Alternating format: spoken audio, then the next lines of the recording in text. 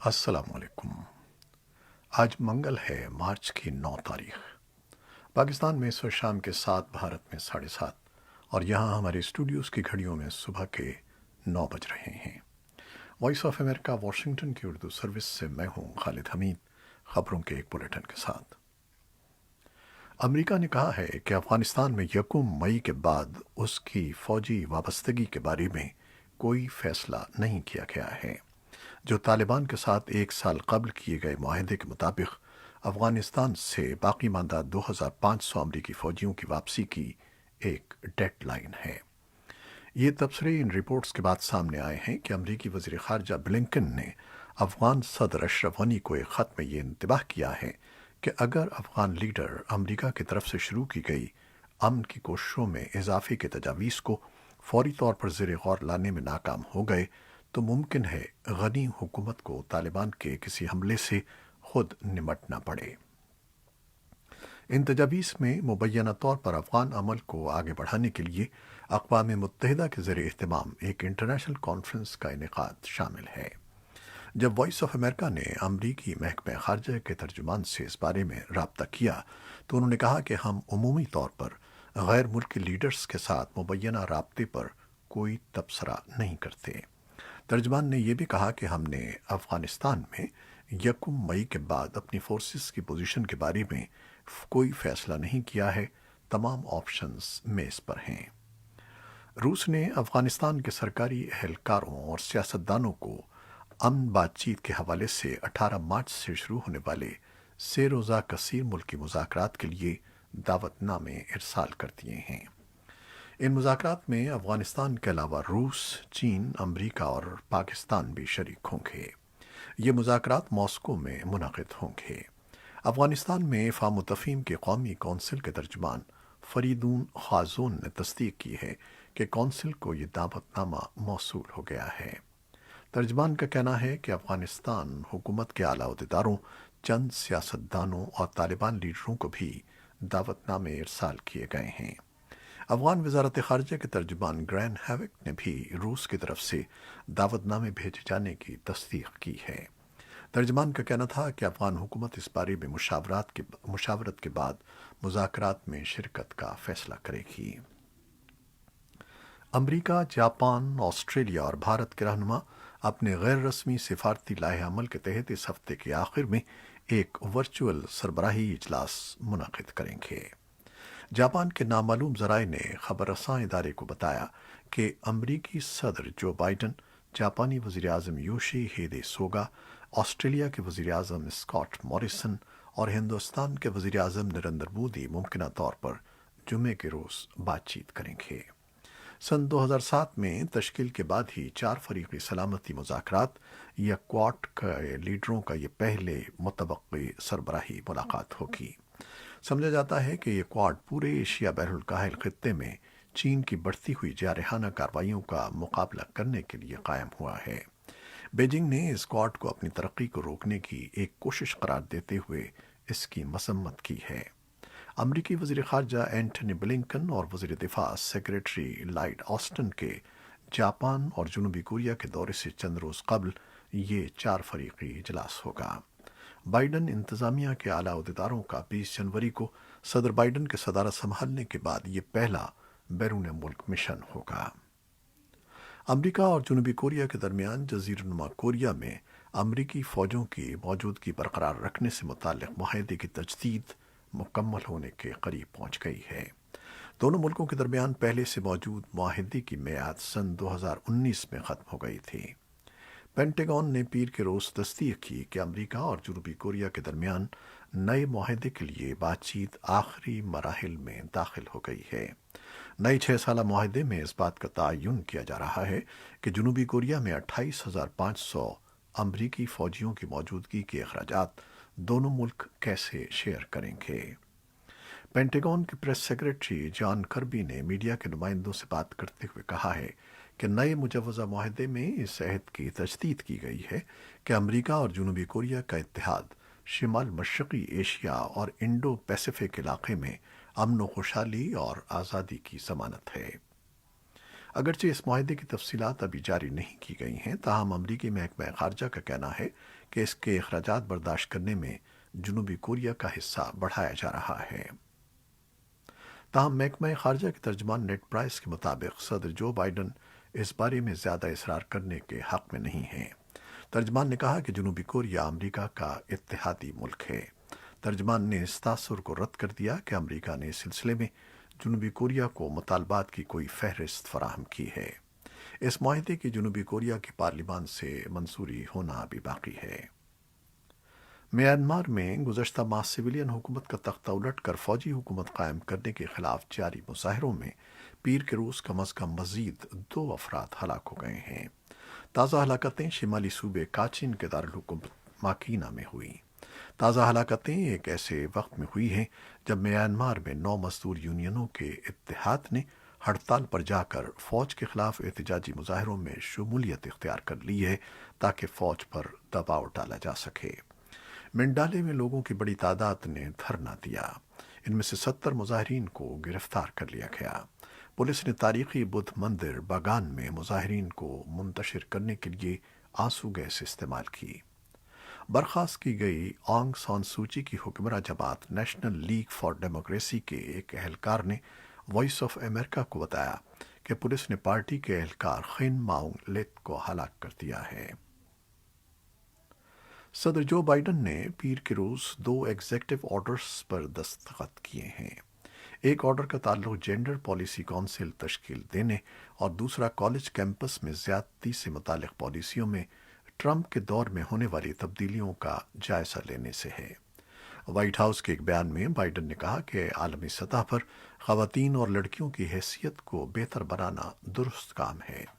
یہ انصاف اور شرافت کا معاملہ ہے اور اس کے نتیجے میں ہم سب کے لیے ایک بہتر، زیادہ محفوظ اور خوشحال دنیا ممکن ہو سکے گی۔ بائیڈن نے 8 مارچ کو خواتین کے عالمی دن کے موقع پر ان دونوں احکامات پر دستخط کیے تھے۔ انتظامیہ کے ایک عہدیدار کے مطابق ان احکامات کا مقصد صنفی مساوات اور برابری کے لیے امریکہ کی ایک چیمپئن کی حیثیت کو بحال کرنا ہے۔ پہلے آرڈر کے تحت وائٹ ہاؤس میں جینڈر پالیسی کونسل تشکیل کی جائے گی۔ یہ دفتر اوباما انتظامیہ کے دور حکومت میں قائم کیا گیا تھا، جسے بعد میں صدر ڈونلڈ ٹرمپ کی انتظامیہ کے دوران ختم کر دیا گیا تھا۔ دوسرے آرڈر کا تعلق کالج کیمپس میں زیادتی اور ہراساں کرنے کے بارے میں پالیسیوں کی تبدیلی سے ہے۔ انتظامیہ نے کہا ہے کہ اس کا مقصد طلباء کو جنسی تشدد سے پاک تعلیم کی ضمانت فراہم کرنا ہے۔ امریکی خاتون اول ڈاکٹر جل بائیڈن نے محکمہ خارجہ کی جانب سے اس سال کا ویمن آف کریج ایوارڈ حاصل کرنے والی خواتین کی جرات مندانہ خدمات کا اعتراف کرتے ہوئے کہا ہے کہ انصاف تب تک انصاف ہے جب سب کے لیے ہو۔ انہوں نے ایوارڈ وصول کرنے والی خواتین کو مخاطب کرتے ہوئے کہا کہ آپ کی جنگ سب کی جنگ ہے اور آپ کی جرات ہم سے مطالبہ کرتی ہے کہ سب مل کر بار بار اکٹھے چلیں۔ انہوں نے کہا کہ ان خواتین نے سوچ سمجھ کر یہ فیصلہ کیا کہ سب کے لیے ایک روشن مستقبل تشکیل دیا جائے۔ ایوارڈ دینے کی ورچوئل تقریب سے خطاب کرتے ہوئے امریکی وزیر خارجہ نے کہا کہ صنفی مساوات اور خواتین کو بااختیار بنانا امریکی خارجہ پالیسی اور قومی سلامتی کے بنیادی اصولوں میں شامل ہے اور امریکہ پوری طرح سے ان کو یقینی بنانے کا عزم رکھتا ہے۔ انہوں نے کہا کہ ہر دن کی طرح آج بھی امریکہ اپنے ہاں اور دنیا بھر میں خواتین کو بااختیار بنانے اور صنفی مساوات سے بھرپور طریقے سے وابستہ ہے۔ امریکہ کے صدر جو بائیڈن کے $1.9 ٹریلین کے ریلیف پیکج کی کانگریس سے منظوری بدھ کے روز متوقع ہے اور امید ہے کہ امدادی رقم کے چیک جلد ہی امریکیوں کو ملنا شروع ہو جائیں گے۔ اقوام متحدہ کے عالمی ادارے WHO کے ایمرجنسی کے ماہر مائک ریان نے کہا ہے کہ جنوری سن 2020 میں جب ان کے ادارے نے عالمی سطح پر صحت کی ہنگامی صورتحال کا اعلان کیا تھا تو بعض ممالک نے اس پر توجہ نہیں دی تھی۔ WHO نے سن 2020 میں 30 جنوری کو عالمی سطح پر صحت عامہ کی شدید ترین تشویش اور 11 مارچ کو پہلی مرتبہ کورونا وائرس کو عالمی وبا قرار دیا تھا۔ امریکہ میں سینٹر فار ڈیزیزز کنٹرول یا CDC نے کہا ہے کہ جن لوگوں کو کورونا ویکسین مکمل طور پر مل چکی ہے وہ ایسے لوگوں کے ساتھ جن کی ویکسینیشن مکمل ہو چکی ہو انڈور بغیر ماسک کے رہ سکتے ہیں۔ صحت کے وفاقی عہدیداروں سے اس ہدایت کا بہت عرصے سے انتظار کیا جا رہا تھا۔ ان ہدایات کا اعلان پیر کے روز کیا گیا۔ ان عہدیداروں کا کہنا ہے کہ مکمل ویکسینیشن کے معنی یہ ہے کہ کسی شخص کو کورونا ویکسین کی پہلی خوراک دیے جانے کے 2 ہفتے بعد دوسری خوراک دی گئی ہے۔ اب تک امریکہ میں تقریباً 3 کروڑ یعنی 9% امریکی مکمل طور پر ویکسینیٹ کیے گئے ہیں۔ عالمی ادارہ صحت کی جانب سے جاری کیے گئے ایک میڈیا بیان میں کہا گیا ہے کہ ادارے کے ویکسین فراہم کرنے کے پروگرام کوویکس کے تحت افغانستان کو کورونا وائرس سے بچاؤ کے لیے ویکسین کی 5 لاکھ خوراکیں فراہم کر دی گئی ہیں۔ واضح رہے کہ کوویکس عالمی ادارہ صحت کا کورونا ویکسین کی مساوی تقسیم کے لیے بنایا گیا پروگرام ہے جو عالمی ادارہ صحت اور دنیا کے کئی ممالک کے اشتراک سے وجود میں آیا ہے اور جس کے تحت کورونا ویکسین کی 2 ارب خوراکیں غریب اور ترقی پذیر ممالک کو فراہم کیے جانے کا منصوبہ ہے۔ اطالوی وزارت صحت نے ایسٹرازینیکا کووڈ-19 ویکسین کو 65 سال یا اس سے زیادہ عمر کے لوگوں کے لیے استعمال کرنے کی منظوری دے دی ہے۔ اگرچہ یورپ میں ادویات کے ریگولیٹ ادارے یورپی میڈیسن ایجنسی نے اس ویکسین کی مکمل طور پر منظوری دے دی ہے، لیکن جرمنی کی طرح اطالوی حکومت نے بھی ابتدائی طور پر اس عمر کے گروپ میں اس کی افادیت کے بارے میں جاری محدود اعداد و شمار کی وجہ سے ویکسین کے استعمال پر تحفظات کا اظہار کیا تھا۔ یورپی یونین نے رکن ممالک کو روس کی کووڈ-19 ویکسین سپوتنک 5 کی خرید کے بارے میں خبردار کیا ہے کیونکہ ابھی تک یورپی یونین نے اس کی جانچ مکمل نہیں کی ہے۔ اس انتباہ کے باوجود متعدد ممالک نے ویکسین کی خریداری کے لیے اقدامات کیے ہیں۔ پاکستان میں national command and operation centre نے ملک میں بڑھتے ہوئے کورونا کیسز کے پیش نظر اسکولوں کو کھولنے کے طریقہ کار پر نظر ثانی کا فیصلہ کیا ہے۔ اس سلسلے میں اسلام آباد میں وفاقی وزیر برائے منصوبہ بندی اور ترقیات اسد عمر کی سربراہی میں اجلاس جاری ہے۔ اجلاس میں صوبائی نمائندے ویڈیو لنک کے ذریعے شرکت کر رہے ہیں۔ National command and operation centre corona cases میں اضافے کو مد نظر رکھتے ہوئے سنیما گھروں، شادی ہالوں میں تقریبات اور ریسٹورانٹس کو دوبارہ کھولنے کے فیصلے کو واپس لینے پر بھی غور کر رہا ہے۔ سرکاری اعداد و شمار کے مطابق NCOC کی جانب سے کورونا وائرس کے سلسلے میں عائد کردہ پابندیوں میں نرمی کے اعلان سے اب تک پاکستان بھر میں کورونا وائرس کے کیسوں کی شرح میں تقریباً 30% تک اضافہ ہو چکا ہے۔